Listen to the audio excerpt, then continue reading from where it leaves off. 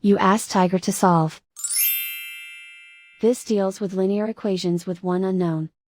The final result is d equals 3/4. Let's solve it step by step. Simplify the expression. Expand the parentheses. Group like terms. Simplify the arithmetic. Group all constants on the right side of the equation. Add 3 to both sides. Simplify the arithmetic.